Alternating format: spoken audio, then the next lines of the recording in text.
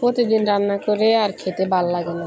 যদি কেউ একটু রান্না করে খাওয়াতো না, কিংবা একটু রান্না করে রাখছে আমি একটু খেতে পারতাম, ভালো লাগতো। প্রতিদিনের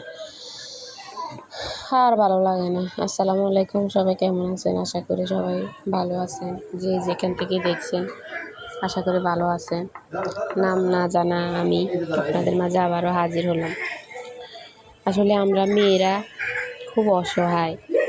যত অসুস্থ হই না কেন, আমাদের যত রোগ বালাই যত কিছুই হোক না কেন, আমরা রান্না করতে হবে, সংসারের কাজগুলো করতে হবে। আর ভালো লাগে না রান্না বান্না করতে, শরীর চলে না। যত অসুস্থ হই না কেন, শ্বশুর বাড়িতে স্বামীকে খাওয়ানো লাগে, সবাইকে রান্না করে সবার যত্ন করা লাগে, সবাইকে টেক কেয়ার করা লাগে, সবার খেয়াল রাখা লাগে। কিন্তু আমরাও যে মানুষ, আমাদেরও যে শরীরে অসুস্থ হয়, আমরাও যে চাই কেউ আমাদেরকে একটু রান্না করে খাওয়াক, কেউ আমাদেরকে একটু বলুক, একটু আদর করে একটু খাওয়াক, যে থাক আজকে আমি রান্না করি, থাক তুমি রান্না করা লাগবে না। তবু সব কিছু মিলাইয়া আছি, আলহামদুলিল্লাহ ভালোই আছি। কারণ আলহামদুলিল্লাহ বলাই লাগে, আল্লাহর শুকর, আলহামদুলিল্লাহ আল্লাহর শুকরিয়া তা আদায় করাই লাগে। তো সবাই দেখতেছেন আমি আজকে রান্না করতে মন চাইতেছে না, তবু কী করবো। পরে ফ্রিজ থেকে ওই যে অনেক দিন হয়েছে পাঙ্গাস মাছটা মাথাটা রাখছিলাম আর লেন্সটা রাখছিলাম যে একটু বোনা করব। পরে বোনা করার জন্য ওটা নামিয়ে রাখছি। তারপরে ডাল রান্না করব আর আলু ভাজি করব। প্রতিদিন মাছ মাংস সবজিও খেতে ভালো লাগে না। সব কিছু কেমন গরমে অসুস্থে সব কিছু মিলাইয়া আর ভালো লাগে না। আর গরম না পড়লেও প্রতিদিন এখন সবজির দাম যে বেড়ে গেছে সব দিকে, দেশে যে পরিস্থিতি, কেউ ভালো নেই।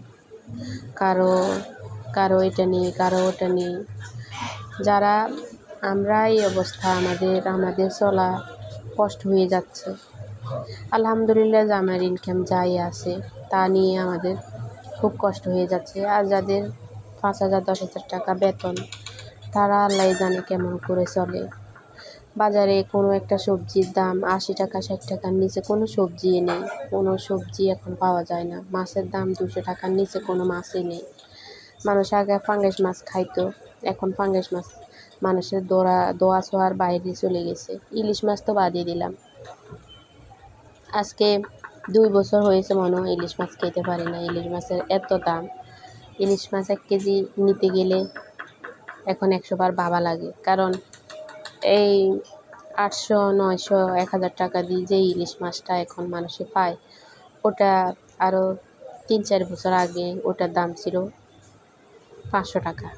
যে মাছ এখন 1200 টাকা 1300 টাকা 1500 টাকা নেয়, ওটা আমরা ঢাকা করোনার সময় খাইছি 500 টাকা করে কেজি, 450 টাকা করে কেজি।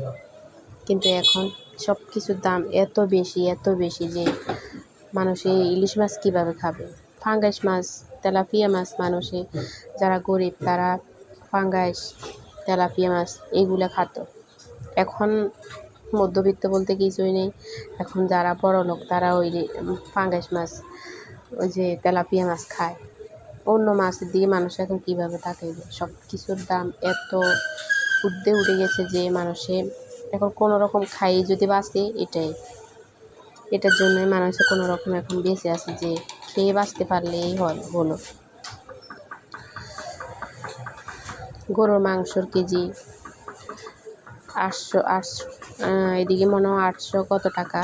তারপরে যেই ব্রয়লার মুরগি মানুষে বলে কি যে এটা খায় না, ব্রয়লার মুরগি গন্ধ, ওই সে ব্রয়লারের কেজি 250 টাকা। তাহলে মানুষে কীভাবে খাইবে, কি খাবে? ব্রয়লার মুরগি মানুষে খাইতো না, এখন মানুষে বিপদে পড়ে হলেও খাওয়া লাগে। আগে মেহমান আসলে দৌড়াই গিয়ে একটা ব্রয়লার নিয়ে আসতো, আর এখন একটা ব্রয়লার আনতে গেলেও 600-700 টাকা চলে যায় একটা ব্রয়লার। তার সাথে বাবা তো খাসির গোস্ত খাওয়ায় ভালো, কারণ খাসির গোস্তর দাম ব্রয়লার অনুযায়ী তো বেশি না, যদি 1200 টাকা 1000 টাকা হয় তাহলে বেশি কিসের, বেশি তো না। তো সব মিলাইয়া আছি আলহামদুলিল্লাহ, ভালোই আছি।